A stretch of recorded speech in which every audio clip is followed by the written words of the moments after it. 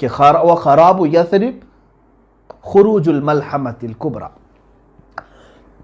خروج الملحمہ، ملحمہ کیا ہے یہ؟ اب اس پر میں بات کروں. دنیا کی سب سے بڑی جنگ، ملحمہ جو ہے یہ لحم سے بنا ہوا ایک لفظ ہے. گوشت کاٹنے کی جو دکان ہے اس کو ملحم بھی کہتے ہیں.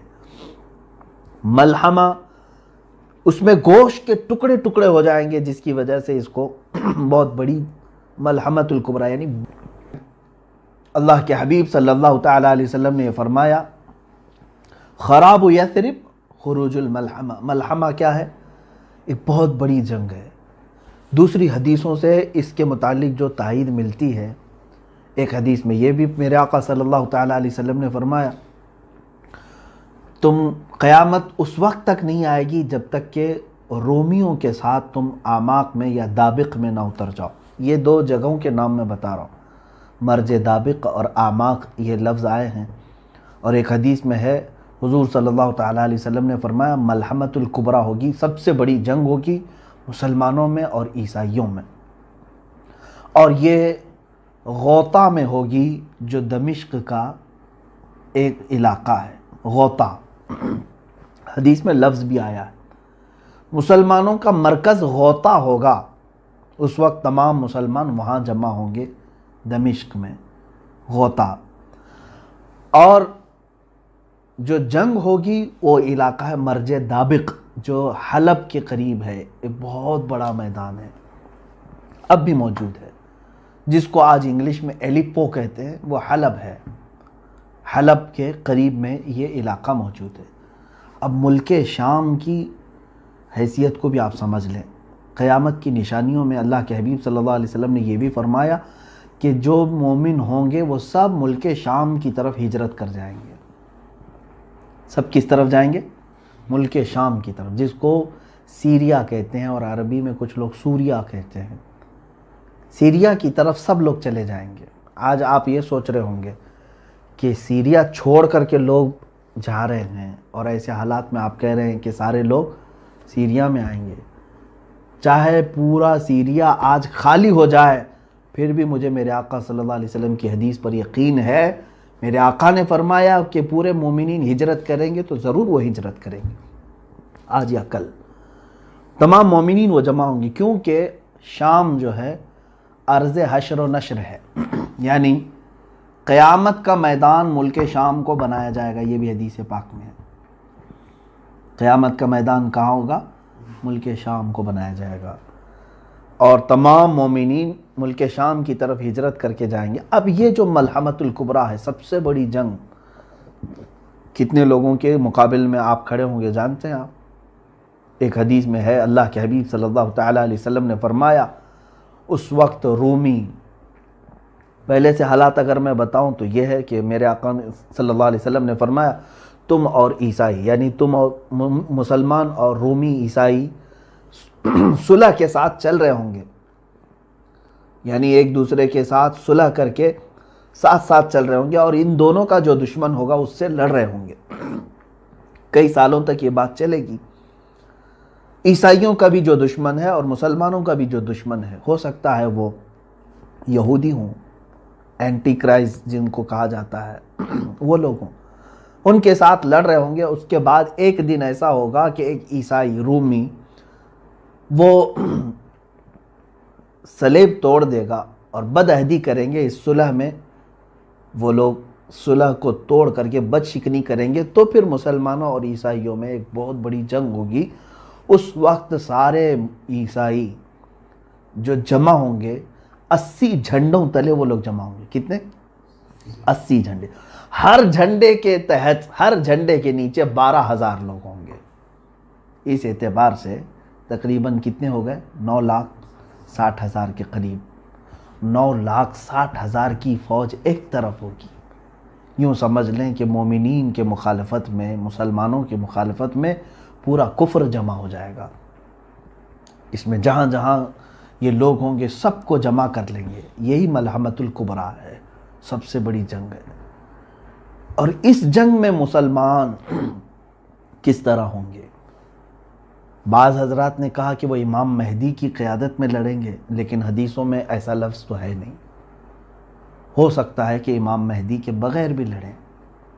قیادت کون کرے گا، کیسے کرے گا، اس کے متعلق وضاحت نہیں ملتی، لیکن البتہ یہ بات ہے کہ ان میں سے 1/3 لوگ، مسلمانوں میں سے 1/3 کے قریب 1/3 بھاگ جائیں گے، اور میرے آقا صلی اللہ علیہ وسلم نے فرمایا وہ ایسے ہوں گے کہ اللہ تعالیٰ کبھی ان کی توبہ قبول نہیں کرے گا، وہ ہمیشہ کے لیے مردود مریں گے، ان کی توبہ کبھی نہیں قبول ہوگی، وہ جہنم میں جائیں گے، جو میدان چھوڑ جائیں گے، اور 1/3 اس میں سے شہید ہوں گے، دوسرا 1/3، یعنی 3 حصے کریں گے اگر مسلمانوں کے، تو 1/3 میدان چھوڑیں گے، 1/3 شہید ہو جائیں گے۔ ہم افضل الشہداء، حدیث میں فرمایا گیا کہ وہ شہیدوں میں سب سے افضل ہوں گے، وہ شہیدوں میں سب سے افضل۔ باقی جو 1/3 بچے ہوں گے یہ ان پہ فتح پالیں گے، ان پہ فتح پالیں گے، یہ میرے آقا صلی اللہ علیہ وسلم نے فرمایا ہے تو فتح ہوگی۔ یہ ملحمۃ الکبریٰ ہے، یہ کہاں لڑی جائے گی، کیسے لڑی جائے گی، سب میرے آقا صلی اللہ علیہ وسلم نے صاف بیان فرمایا۔ اس پر اور تحقیق کرو نوجوانوں، بچوں۔ اب میں اپنی گفتگو کو سمیٹتا ہوا آتا ہوں۔ جو حالات آج تھے، جس کی طرف آج اشارے مل رہے ہیں، پورے دنیا کی پولیٹکس گرم ہو چکی ہے، اس سلسلے میں نے یہ حدیث عرض کی۔ میں آخری یہ 2 باتیں عرض کر کے کچھ تبصرہ کروں، اور جیسے ہی ملحمۃ الکبریٰ ختم ہوگی، حدیث پاک کے لفظ ہیں فتح قسطنطینیہ۔ قسطنطنیہ کیا ہے؟ یہ آپ ہو سکتا ہے یہ لفظ سن رہے ہوں، حالانکہ یہ پرانا لفظ ہے اور علم والے جانتے بھی ہیں۔ یہ ترکی کا وہی شہر ہے جس کو آج استنبول کہا جا رہا ہے۔ اس شہر کے فتح کے سلسلے میں بھی میرے آقا صلی اللہ تعالیٰ علیہ وسلم نے بشارت دی تھی۔ اول جیش غزاہا، ایک حدیث پاک میں ہے، وہ سب سے پہلا لشکر جو غزوہ کرے گا یا جہاد کرے گا اور قسطنطنیہ فتح کرے گا، وہ لوگ بلا حساب و کتاب جنت میں جائیں گے۔ وہ فتح قسطنطنیہ جو ہے وہ پہلے کے دور میں ہو چکی ہے، حضرت عمر فاروق رضی اللہ تعالیٰ عنہ کے زمانے میں، اور اس کے بعد کئی مرتبہ جو ہے یہ شہر فتح ہوا ہے۔ سلطان محمد فاتح کا بھی نام آتا ہے اس میں، جو قسطنطنیہ جنہوں نے فتح کیا، کافروں کے ہاتھ میں گیا پھر فتح کیا، ان کے ہاتھ میں گیا پھر فتح کیا۔ اب تو چونکہ یہ ترکی کے پاس ہے، ترکی کا بڑا شہر ہے، اور ابھی ترکی میں مسلمان ہیں، اسلامی حکومت ہے، لیکن جہاں تک خدشہ میرا ہے، میں اپنی بات کر رہا ہوں، ہو سکتا ہے یہ ترکی کے ہاتھ سے نکل جائے گا استنبول شہر، یہ پھر سے عیسائیوں کے ہاتھ میں ہو سکتا ہے چلا جائے، اور ایک زمانے تک ان کے ہاتھ میں رہے گا، کیونکہ آج کے جو حالات بتا رہے ہیں، لبرلزم وہاں پر کافی بڑھ چکا ہے، جو بلکہ میں اگر بتاؤں، آپ تحقیق کریں، ترکی کی حکومت کا جو آئین ہے، وہاں کا جو نظام ہے، اس میں بھی یہ چیز موجود ہے کہ وہ ترکی کوئی ایک مذہبی حکومت نہیں، یعنی وہاں کا کوئی سرکاری مذہب نہیں ہے، بلکہ وہ جیسے انڈیا ہے سیکولر ہے، ہمارا کوئی سرکاری مذہب نہیں، اسی طرح سے ترکی کا بھی انہوں نے بنایا ہے۔ جب خلافت عثمانیہ ختم ہوئی تھی تب یہ بنایا گیا تھا اس طرح سے کہ موجودہ صدر نے اسلامی کام زیادہ کیے ہیں، لیکن آج بھی وہاں کا نظام ہے وہ سیکولر ہے، اور آج بھی بہت سارے وہاں امریکہ کے پٹھو موجود ہیں، بہت سارے ایسے جو منافق ہیں، وہ اپنے ماحول کو بڑھانے کی کوشش کر رہے ہیں۔ تو مجھے جہاں تک اندیشہ لگتا ہے استنبول ان کے ہاتھ سے جائے گا اور عیسائیوں کے قبضے میں رہے گا، چونکہ حدیث پاک میں جو ترتیب بتائی گئی ہے، پہلے عمران و بیت المقدس، بیت المقدس کی آبادی اور مدینہ کی ویرانی ملحمۃ الکبریٰ کا ظہور ہوگا، یعنی بڑی جنگ ہوگی۔ اب وہ بڑی جنگ سالوں تک نہیں چلے گی، ایک بات یہ بھی سمجھ لیں، جیسے وار نہیں ہے یہ world war first, world war two جس طرح سے ہوئی، بہت سارے لوگ اس کو ورلڈ وار 3 بھی سمجھ رہے ہیں۔ میں جہاں تک سمجھتا ہوں یہ ورلڈ وار 3 کی بات نہیں ہے جو ملحمۃ الکبریٰ میں بتائی گئی ہے۔ ورلڈ وار 3 ہو سکتی ہے آپسی ممالک میں، لیکن یہ جو ہے وہ صرف 2 دن 3 دن یا 4 دن کا ذکر آیا ہے۔ وار جو ہے کنٹینیو چلتی رہتی ہے۔ یہ جیسے جنگ بدر ہوئی 1 دن میں ختم ہوئی، جنگ احد تھی 1 دن میں ختم ہوئی، اسی طرح سے ملحمۃ الکبریٰ بھی جو ہے یہ بہت لمبے سالوں تک یا مہینوں تک نہیں چلے گی، زیادہ سے زیادہ اس کی مدت 1 ہفتہ ہو سکتی ہے احادیث پاک کی روشنی کے مطابق۔ تو عزیزان گرامی، اب ملحمۃ الکبریٰ کے ختم کے بعد کیا ہوگا؟ قسطنطنیہ فتح ہوگا۔ تو فتح ہونے کی جو بات کی گئی ہے، اگر آلریڈی پہلے سے وہ مسلمانوں کے قبضے میں ہے تو پھر فتح کی بات کیسے فتح کی بات کیسے ہو سکتی ہے؟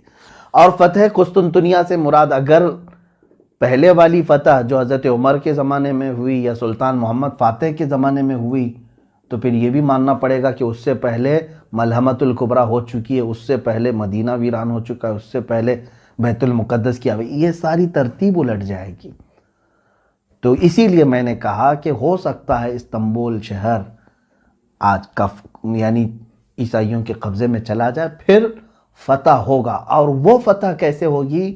جنگ سے نہیں، بلکہ حدیث پاک میں ہے وہ الملحمۃ الکبریٰ میں سے 1/3 جو لشکر تھا مسلمانوں کا، وہی جائیں گے فتح قسطنطنیہ کے لیے، اور وہ امام مہدی کی قیادت میں ہوں گے، امام مہدی کی قیادت میں ہوں گے۔ اس میں یہ بتایا گیا ہے کہ وہاں پر وہ لوگ بغیر کسی قتل کے، بغیر کسی لڑائی کے قسطنطنیہ کو کیسے فتح کریں گے؟ مسلمان نعرہ لگائیں گے، لا الہ الا اللہ واللہ اکبر، جیسے وہ ایک بار بلند آواز سے کہیں گے اس کا ایک حصہ فتح ہو چکا ہوگا، دوسری مرتبہ کہیں گے تو استنبول کا دوسرا حصہ فتح ہو چکا ہوگا، یہ حدیث پاک میں موجود ہے۔ تیسری مرتبہ مسلمان نعرہ تکبیر اس طرح بلند کریں گے، لا الہ الا اللہ واللہ اکبر، قسطنطنیہ یعنی استنبول شہر فتح ہو چکا ہوگا۔ اب جو بات بتانی ہے وہ بہت اہم ہے، بہت اہم ہے۔ یہاں تک کی بات تھی، جیسے یہ قسطنطنیہ فتح کر کے ابھی اپنی یعنی تھکان کو دور بھی نہیں کر چکے ہوں گے، اسی وقت ایک آدمی ان کے پیچھے سے یہ اعلان کرے گا کہ اے مسلمانوں، دجال ظاہر ہو چکا ہے، تمہارے گھروں میں گھس کر کے تمہارے بیوی بچوں کو ختم کر رہا ہے، تو سارے پریشان ہو جائیں گے۔ ایک آفت ابھی ختم نہیں ہوئی تھی کہ دوسری آفت آ گئی۔ اب دجال کے ظہور کی خبر جیسے ہی سنیں گے، اس وقت میرے آقا صلی اللہ تعالیٰ علیہ وسلم فرماتے ہیں 10 گھوڑ سوار، گھوڑے کا ذکر ہے، 10 گھوڑ سوار قسطنطنیہ سے نکلیں گے، پھر وہ ارض مقدس کی طرف آئیں گے یا اپنے وطن آئیں گے، اور بہت تیزی سے آئیں گے، جبکہ وہ خبر شیطان نے پھیلائی تھی جھوٹی ہوگی۔ پہلے جو شیطان کہے گا کہ دجال آ چکا ڈرانے کے لیے، لیکن جب وہ تمام مسلمان واپس اپنے اپنے گھر آئیں گے تب حقیقت میں دجال آ چکا ہوگا۔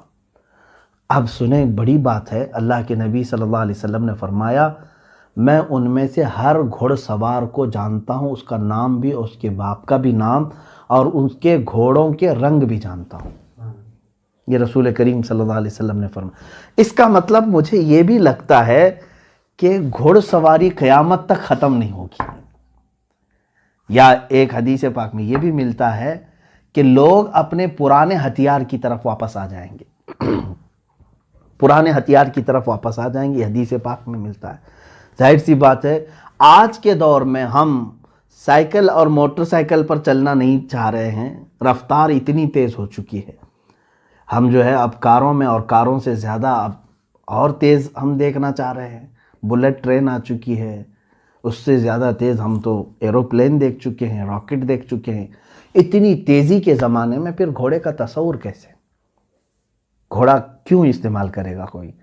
لیکن حدیث پاک میں اگر آیا ہے تو یقیناً میرا یقین کہتا ہے، میرا ایمان ہے یہ کہ یقیناً لوگ گھوڑے پر ہی سواری کریں گے، اور اس وقت اپنی پرانے ہتھیار، ہو سکتا ہے اس کی وجہ یہ ہو سکتی ہے، جیسے کہ ایک سائنسدان نے کہا ہے، بڑا سائنٹسٹ ہے، اس نے بھی یہ بات کہا کہ میں ورلڈ وار 3 کے بارے میں تو نہیں جانتا کہ کیسے ہوگی، بایولوجیکل ہوگی، جیسے ابھی بہت سارے لوگ کہہ رہے ہیں وائرس پیدا کیا گیا ہے، اگر پیدا کر کے ایک ملک دوسرے ملک کو تباہ کرنے کی کوشش کر رہا ہے تو یہ بایولوجیکل وار ہے، ایک دوسرے کو مطلب وبا پھیلا کر کے ختم کرنا، یا پھر ٹیکنالوجی کے اعتبار سے ہوگی کہ مطلب آن لائن جو ہے اس کا پورا سافٹ ویئر ہیک کر لیا، اس کی بینک کرپٹ کر دیا، یہ بھی ایک وار ہے، یا پھر جو ہے بارود سے ہوگی، پیٹروٹ میزائل سے ہوگی، کس سے ہوگی ورلڈ وار 3، اس کے بارے میں پکا کسی کو علم نہیں۔ اس سائنٹسٹ نے بھی یہ کہا، یہ تو مجھے نہیں معلوم کہ ورلڈ وار 3 کس طرح کی ہوگی، لیکن یہ میں ضرور بتاؤں گا کہ ورلڈ وار 4 اگر ہوئی تو پھر وہ لکڑیوں اور تلواروں سے ہی ہوگی۔ وہ کیوں؟ اس سے پوچھا گیا تو اس نے کہا ورلڈ وار 3 میں لوگ اپنے پاس جو کچھ بھی ہے ایک دوسرے پر ڈال کر کے سب تباہ کر چکے ہوں گے، ان کے پاس کچھ بھی نہیں بچا ہوگا۔ یہ ہو سکتا ہے، یہ تشریح سمجھنے فہم کے قریب ہے۔ ہر ملک آج ایک دوسرے کو ڈرا رہا ہے اپنے نیوکلیائی پاور ہونے کا، اس کے پاس نیوکلیئر ہے اور ڈرا رہا ہے ایک دوسرا ملک، اور ممالک کے درمیان یہ رسہ کشی تو آج اتنی عروج پر آ گئی ہے، بارڈر کے مسئلے آج دیکھ رہے ہیں ہم، ہر ایک ملک جو ہے اب اس میں جو بڑے بڑے جو ممالک ہیں جن کے پاس آج بارود ہے، نیوکلیائی پاور ہے، اگر ان میں سے کسی نے بھی نیوکلیائی پاور کا استعمال کیا تو انجام اتنا خطرناک ہوگا۔ آپ نے تاریخ پڑھی ہوگی کہ امریکہ نے ناگاساکی اور ہیروشیما پر جو نیوکلیائی بم گرائے تھے، ایٹم بم گرائے تھے، آج سے وہ تقریباً 80 سال کے قریب ہو گئے، زیادہ عرصہ ہو گیا، 70 سال کے قریب ہو گئے، آج تک وہ زمین بنجر ہے، وہاں سے کوئی ایک سبزہ نہیں اگتا، وہاں کے لوگ معذور پیدا ہوتے رہے سالوں تک، اتنی خطرناک اس کی زہریلی گیس ہے۔ اور اگر وہ اس زمانے کا نیوکلیئر تھا، اب اس وقت اور پتہ نہیں اس میں کتنا ڈیولپ کر چکے ہوں گے۔ ایک ایک ملک کے پاس اتنا نیوکلیئر ہے کہ یہ دنیا کو پوری دنیا کو ختم کرنے کے لیے اپنا وہ استعمال کر سکتے ہیں، اور اگر کسی ملک نے تھوڑا سا بھی ایک دوسرے کے حق میں استعمال کیا تو مجھے جہاں تک لگتا ہے سارے ویپن، سارے مشینیں، ساری چیزیں ختم کر دی جائیں گی، سارے تار ٹوٹ جائیں گے، نہ کوئی مشین ہوگی، نہ کوئی موبائل ہوگا، نہ کوئی سیٹلائٹ ہوگا۔ پھر لوگ کس چیز پر آئیں گے؟ واپس اسی کلہاڑی پر آئیں گے، انہی تلواروں پر، انہی لاٹھیوں پر آئیں گے۔ تو یہ ہو سکتا ہے، اور قیامت کی نشانیوں میں یہ ہے۔ بہرحال بات میری طویل نہ ہو جائے، عزیزان گرامی وقار، آج پوری دنیا کے حالات اس طرف آ رہے ہیں، آپ غور سے دیکھنا کہ بیت المقدس کی طرف آپ کی توجہ ہمیشہ رہے۔ یہ پورے دھیان بھٹکانے کی کوشش تھی پوری دنیا میں، ہم سب کے ذہن کو دوسری طرف ڈالنے کی، کہ آج یروشلم کو کیپٹل بنانے کی یہودیوں نے ایسی سازش کی کہ پوری دنیا کو ایک وبا کے چکر میں مبتلا کر رکھا، اور سب کو ڈر کے ماحول میں، لاک ڈاؤن کے ماحول میں، کوئی پروٹیسٹ نہ کر سکے، کوئی باہر نہ آ سکے، قید کر دیا۔ ایک طرف اسلامی ممالک جن کو ہم کہہ رہے ہیں ان کو زرخرید غلام بنا چکا ہے، یہ سارے سعودی ہوں، جتنے بھی اس کے ہم نوا ہوں، ان میں سے کسی کے بھی اندر اس کے خلاف بولنے کی ہمت نہیں، جسارت نہیں، بلکہ اب تو یہ اپنے بارڈر بھی اسرائیل کے استقبال کے لیے کھولنے کو تیار ہیں۔ ایک بات یہ بھی حدیث پاک میں موجود ہے، اللہ کے حبیب صلی اللہ علیہ وسلم نے فرمایا ویل للعرب من شر قد اقترب، تمام عرب کے لیے تباہی ہو، ویل ہے، بربادی ہو، ایسے شر سے جو بہت ہی قریب آ چکا ہے۔ ایک حدیث پاک میں ایک ایسا فتنہ اٹھے گا کہ عرب سب تباہ ہو جائیں گے، عرب سب مریں گے۔ اب وہ کون سا فتنہ ہوگا وہ ہم دیکھ رہے ہیں، اور حدیث پاک کے لفظ یہ ہیں، میرے آقا صلی اللہ علیہ وسلم نے فرمایا اس فتنے میں جتنے عرب مارے جائیں گے وہ سب جہنم میں جائیں گے، قتلاہا فی النار، حضور صلی اللہ علیہ وسلم نے فرمایا اس فتنے کے جتنے مقتولین ہیں، جتنے مارے جائیں گے، وہ سب جہنم میں ہوں گے، کیونکہ یہ سب دنیاوی غرض سے لڑ رہے ہوں گے آپس میں، اور یہ دنیاوی غرض سے لڑ کر کے مر رہے ہوں گے اور یہ جہنم میں جائیں گے۔